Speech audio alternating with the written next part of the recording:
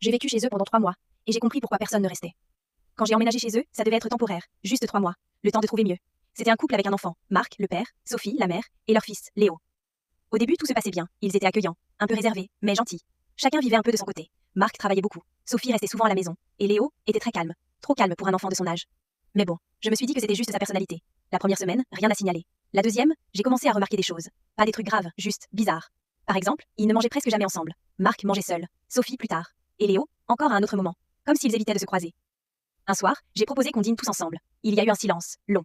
Puis Sophie a répondu, c'est pas vraiment notre habitude. J'ai pas insisté, mais j'ai commencé à ressentir une gêne, un truc pas normal. Puis il y a eu cette nuit, vers 2 heures du matin. J'ai été réveillée par des voix, pas des cris, mais une discussion, très tendue. C'était Marc et Sophie. Ils parlaient dans le salon. Je comprenais pas tout, mais j'ai entendu une phrase.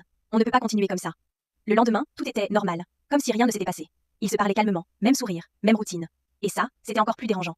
Les jours passent, et moi, je commence à me sentir mal à l'aise. Comme si j'étais au milieu de quelque chose que je ne devais pas voir. Un après-midi, je suis restée seule avec Léo. On regardait la télé. Puis, sans raison, il m'a demandé, toi aussi tu vas partir? J'ai rigolé. J'ai dit, non, pourquoi? Il a répondu, parce que tout le monde part. Là, j'ai arrêté de sourire. J'ai demandé, qui ça? Il a haussé les épaules, les gens comme toi.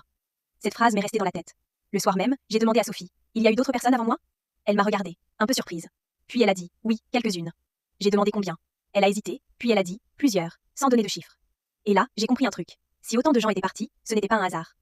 Quelques jours plus tard, j'ai décidé de faire attention à tout. Au regard, au silence, aux petits détails. Et c'est là que j'ai vu. Marc évitait Sophie. Sophie surveillait tout ce que faisait Léo. Et Léo observait tout le monde. Comme s'il comprenait déjà trop de choses. Un soir, Marc n'est pas rentré. Pas de message, pas d'appel. Sophie n'a rien dit. Elle a juste continué sa soirée, comme si c'était normal. Le lendemain, pareil. Toujours aucune nouvelle. Et personne n'en parlait. Pas même Léo. Comme si, il n'avait jamais existé. C'est ce jour-là que j'ai décidé de partir. Sans attendre la fin des 3 mois. En faisant mes affaires, Léo est venu me voir. Il m'a regardé, et il a dit, tu vois, toi aussi. J'ai rien répondu. Je suis partie. Et depuis ce jour, je repense souvent à cette maison. Pas parce qu'il s'est passé quelque chose de grave. Mais justement, parce que rien n'explosait jamais. Tout restait, silencieux. Comme si chacun jouait un rôle. Et j'ai compris un truc simple. Dans certaines maisons, ce qui fait fuir les gens, ce n'est pas ce qu'ils voient. C'est ce qu'ils ressentent, sans pouvoir l'expliquer.